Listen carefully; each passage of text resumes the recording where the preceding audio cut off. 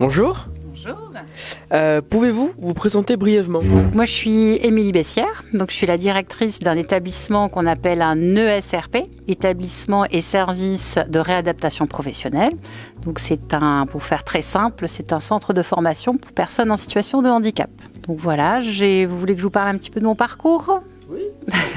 Donc du coup, moi j'ai démarré dans le secteur de la formation, de l'insertion sociale et professionnelle, donc en tant que conseillère. Donc en termes de formation, moi j'ai un bac plus 5. À l'époque, le diplôme s'appelait un DESS, un vieux terme. Aujourd'hui, on parle de master, donc en psychologie.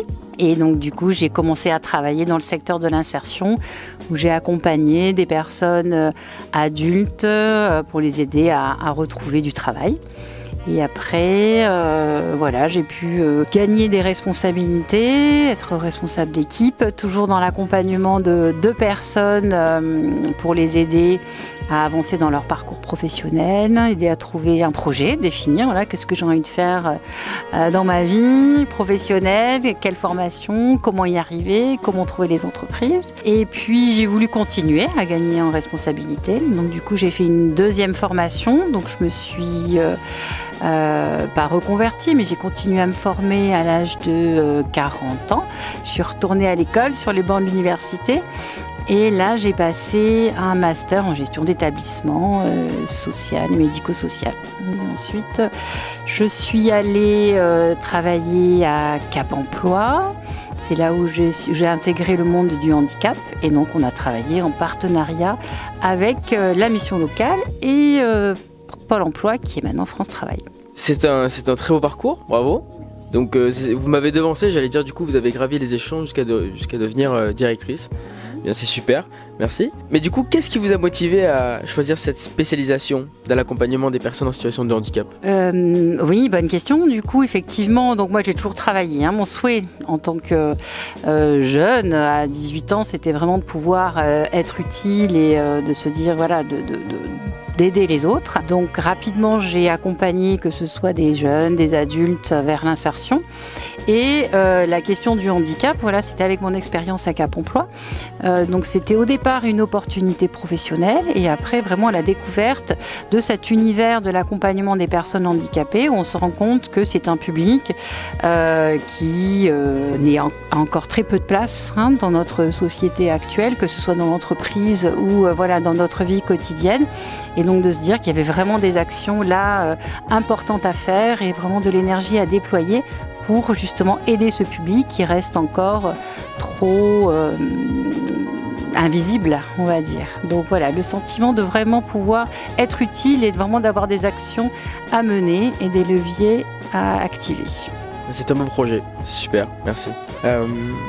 Quelle méthode ou outils utilisez-vous pour évaluer les besoins spécifiques des personnes que vous accompagnez justement ? Donc effectivement, question importante dans l'accompagnement des personnes, c'est la prise en compte du handicap. Construire un nouveau projet d'emploi, ça veut dire prendre en compte l'impact du handicap dans la vie professionnelle. Donc ce qui est important, c'est que nous, avoir l'intitulé du handicap, ça c'est vraiment pas quelque chose qui va nous apporter.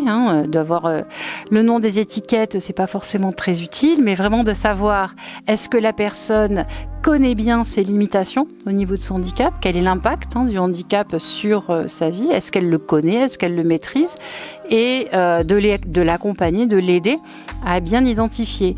Donc on va pouvoir aussi bien peut-être faire des mises en situation, c'est-à-dire qu'on va peut-être mettre la personne dans une situation professionnelle et on va évaluer avec elle les gestes techniques qu'elle peut faire ou ne pas faire. On peut faire appel à des prestations qui sont financées. On a des partenaires spécialisés aussi qui viennent faire des études qu'on appelle des études ergonomique, où on va vraiment étudier le poste en détail.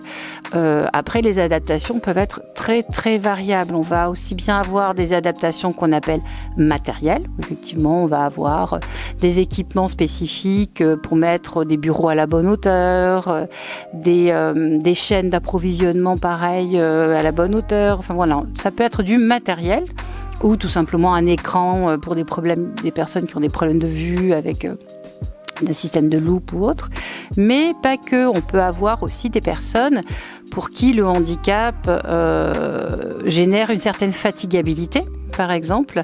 Donc ça va être d'aménager, mais par exemple des horaires de travail différentes, d'aménager des postes, de peut-être mettre en place un temps partiel, de travailler après avec l'entreprise sur les conditions d'accueil des personnes pour qu'elles puissent faire leur métier correctement. Et ça peut être, alors je suis désolée, je parle beaucoup, mais du coup voilà, la question d'adaptation est importante. Ça peut être aussi accompagner les chefs d'équipe sur justement comment donner des consignes claires, comment travailler avec une personne selon, voilà, par exemple, elle a peut-être eu un accident vasculaire cérébral, un petit peu des difficultés de compréhension. Donc du coup, c'est comment accompagner le chef d'équipe, l'équipe, pour qu'ils puissent apprendre à travailler avec cette personne et que ce soit efficace. Disons qu'il y a un très bon accompagnement, que ce soit sur le plan matériel, social, économique. Voilà. Comment assurez-vous une coordination efficace entre les divers acteurs impliqués, que ce soit les écoles, missions locales, services sociaux, professionnels de santé? Voilà, donc là vous mettez le doigt aussi sur quelque chose de très important. Justement, pour pouvoir venir en aide de manière efficace aux personnes, c'est essentiel qu'on puisse travailler en collaboration, voilà, avec tous les autres acteurs qui interviennent. Donc que ce soit la mission locale, les assistantes sociales, effectivement comme vous dites, le réseau scolaire. Nous, on est peut-être quand même un petit peu moins en lien avec le réseau scolaire, mais voilà, tout ce qui va être assistante sociale, mission locale, France Travail, les Cap Emploi. L'idée, c'est vraiment de pouvoir s'appeler, travailler ensemble, se rencontrer pour vraiment accompagner ensemble les personnes. Donc ça, c'est vraiment important pour nous d'être un maximum en lien. On essaye, mail, téléphone, on se rencontre, on s'appelle. La communication, c'est la clé, comme on dit. C'est ça. Enfin, comment vous projetez-vous dans la suite de votre parcours, dans la globalité?